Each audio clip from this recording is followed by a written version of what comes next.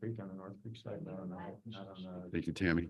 So we're out of executive session. No action was taken, but there's one other item on the agenda. I'm going to turn it over to Supervisor or Administrator Taplin. Thank you, Mr. Chair.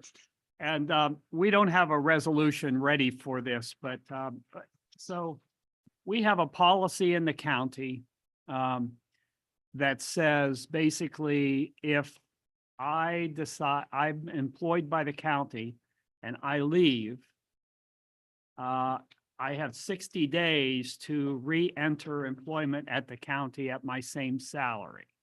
So for example, if I'm a person who's been here 5 years and I may be at the 5th increment of the grade that I was hired into, and I leave to go take a job someplace else, and then I want to come back to the county, if it's outside that 60-day window, I have to go back to the starting salary in that grade and start all over again.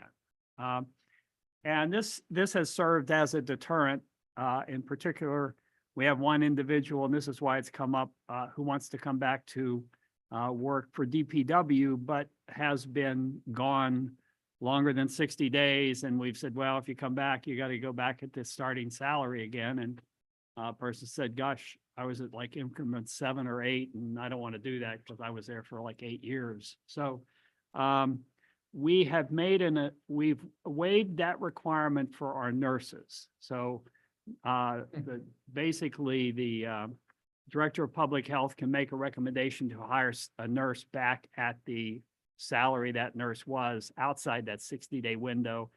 And it's approved by the county administrator. What we're asking for is the ability for us to do this for other positions. If a department head comes up to the county administrator and says, this person's outside this 60-day window, well, we would like to eliminate the 60-day window basically, because we think all that does is serve as a deterrent for us getting people back into the county, and it's going to decrease opportunities, particularly in the future. So we'd like to put forward a resolution to the board based on a motion from this committee that says we no longer have that 60-day requirement, and then the department head and the county administrator can figure out what an appropriate salary would be, to bring the person back. So again, this is just to eliminate the 60-day requirement if someone wants to come back and work for the county, and allow them to come back at their, potentially their prior salary. I'll move that. Ben, moved on first. John, Supervisor Mayday, thank you. Any questions, comments, concerns? Comment. I've seen how it has worked in health services, especially, with the need for nurses, not just here, but everywhere.